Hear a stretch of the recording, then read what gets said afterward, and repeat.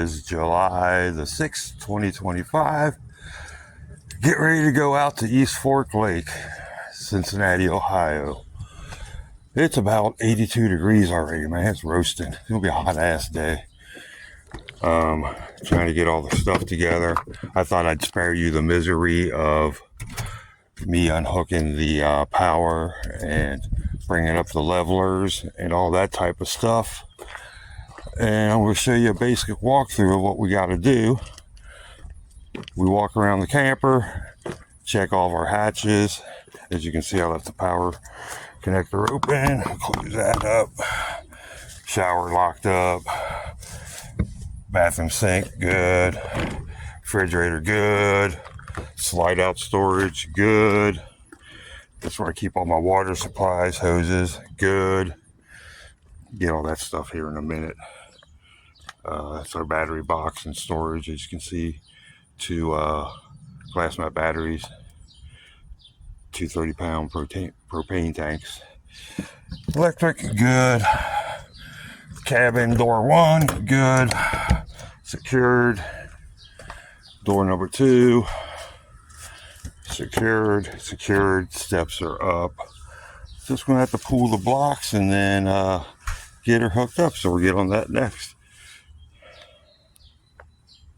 It's a real pain in the butt when you got to do this by yourself. Debbie's inside, still getting some food and stuff to bring out. So fortunately, I spent many a year here in Cincinnati hauling a trailer full of band equipment around, having to park in unusual spots, and had to do a lot of hooking and unhooking myself. As you can see, I'm just barely off, so one more shot and I should be good. Dano, he's our man. If he can't do it, no one will. Unlike Donkey Kong, quick safety tip, never pull your wheel chocks out until you're on your hitch. And you got your safety chains on and stuff like this. And the last thing you need is, if you're on a slight hill or something, is your trailer to start rolling around on you or something, in case, you know, you didn't get everything exactly right. We're looking pretty good right now. Bring her back up, drop her all the way down, put a little weight on her, and we'll continue forward with our hookup. Next we'll do our safety chains and our breakaway cable. Alright, safety chains are on. Connected there on the side of the hitch bars. Another helpful hint, make sure you cross your safety chains, and in order that builds a cradle, so if something should happen, the tongue of the trailer would fall down into that cradle and hopefully keep it from hitting the ground and making the trailer go crazy. That is your breakaway cable. That is designed to, say your trailer breaks away from your truck, there's a box up underneath there, and there's a pin in that box, and the cable would pull the pin out, allow electrical contact to happen, and it would, oh Lord, it would engage your electric trailer brakes and keep it from rolling down the road, causing all kinds of havoc. And then last but not least, you got to hook up your electrical connections. This is your brake lights, your tail lights, your electrical braking system, 12-volt power back. We use the Kurt Echo wireless system, as you can see right there, because it was just easier to make that setup on this particular vehicle. This is a 2012 Ford Expedition. So I think we're about ready to go there. Oh, put my hitch lock in there. Bam. So we're all hooked up, ready to go. Got the safety cables on, checked all our lighting, checked our brakes, put in the weight distribution bars. We'll go over that in an additional video at a later time. You ready to go? Yes, I am. Let's go. And we're off and running out to East Fork State Park, Batavia, Ohio. All right, so we made it. We're like 2 hours early. The place is a zoo.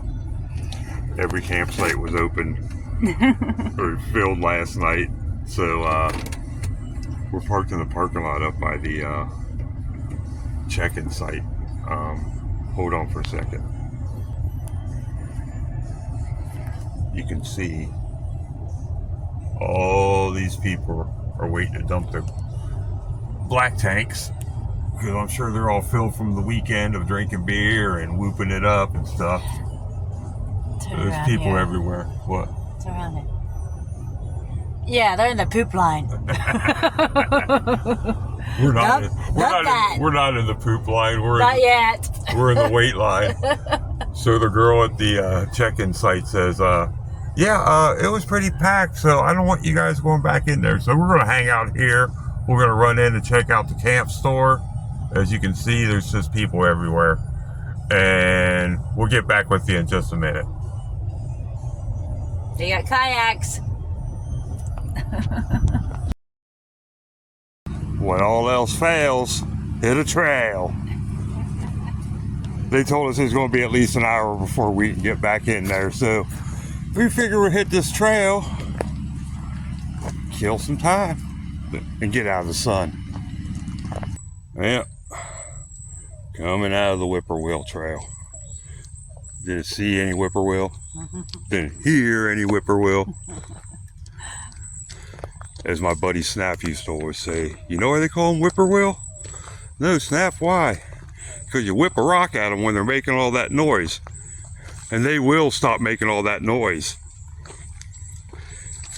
That's what he always said. Old Snap. And old Snap proved it many a time down at the Kentucky farmland. He'd throw the rock over toward where the whippoorwill noise was coming from. They'd quit. And my son Ian would always say, Snap, you want to throw a rock at him? And Snap, it's your turn, son. Good days. Good Snap all right. story. Yeah, well, we're back up to the parking lot, I guess it is, with the line of people waiting to go to the dumper.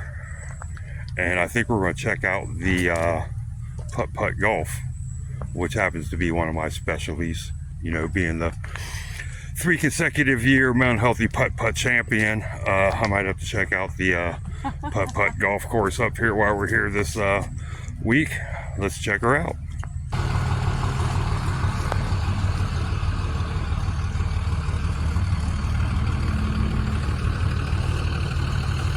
Yep, old putt-putt golf.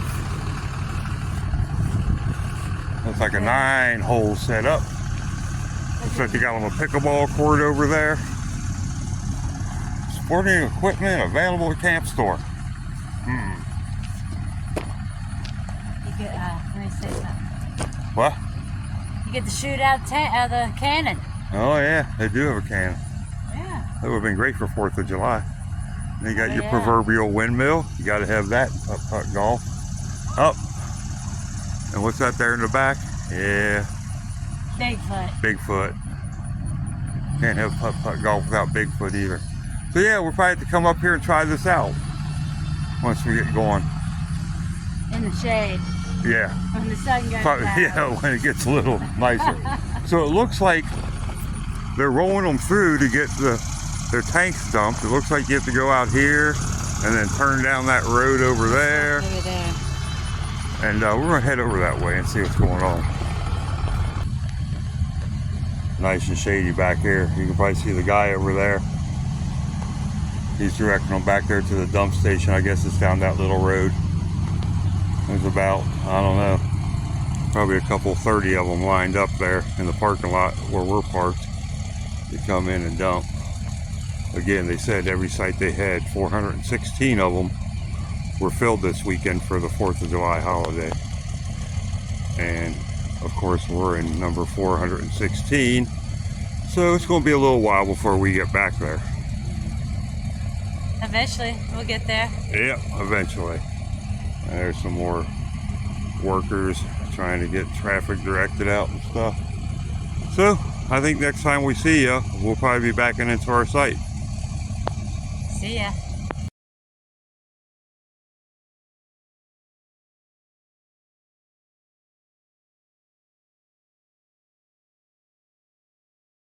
going hiking. Come on and give it a try. White knuckle ride takes your love to the limit. White knuckle ride to make you quiver and shake. White knuckle ride takes your love to the limit. White knuckle ride to give it more than you can take.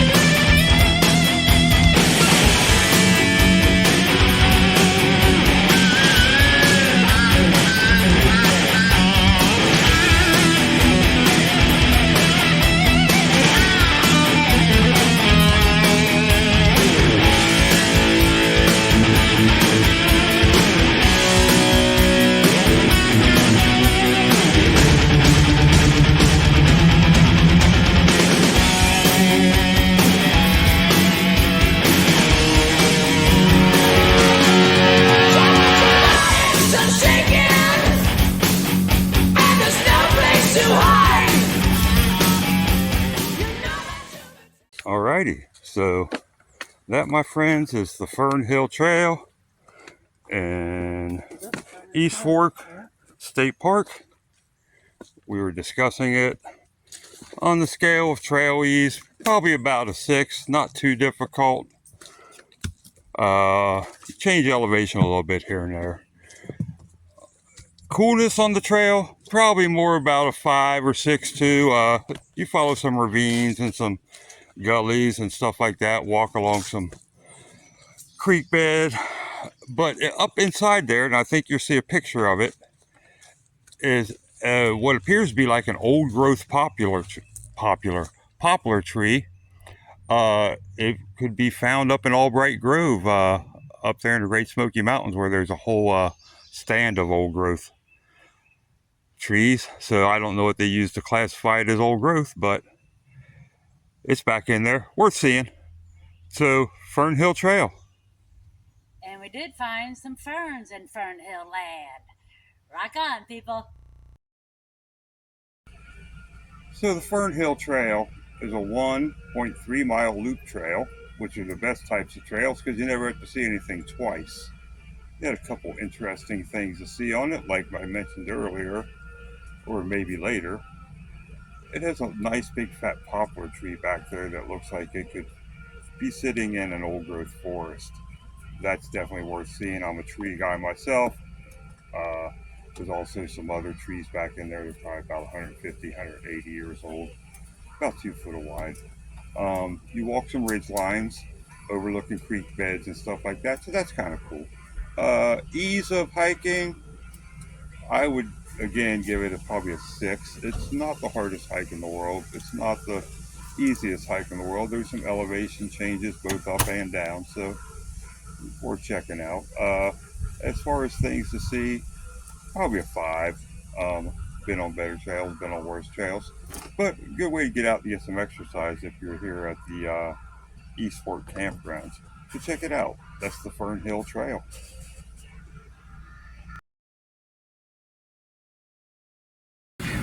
So tonight for dinner, chicken stir fry, onions, mushrooms, zucchini. They didn't have any butternut squash, bummer. Chicken, a little olive oil, some salt, pepper, lemon pepper, and cooking it up on a Range Master. Got that at Aldi's. It was, I think, 80 bucks, 79 bucks, 70 bucks, 69 bucks, something like that. And that, which is about half the price of the, whatever that thing's called, the one with the orange lettering. So I went, what the heck, I'll try one.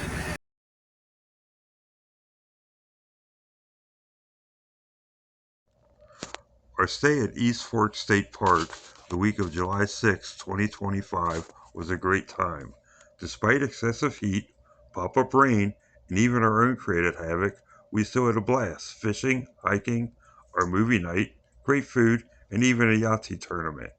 we encourage you to give East Fork Lake a visit. Until next time, keep rocking in the free world. Peace out.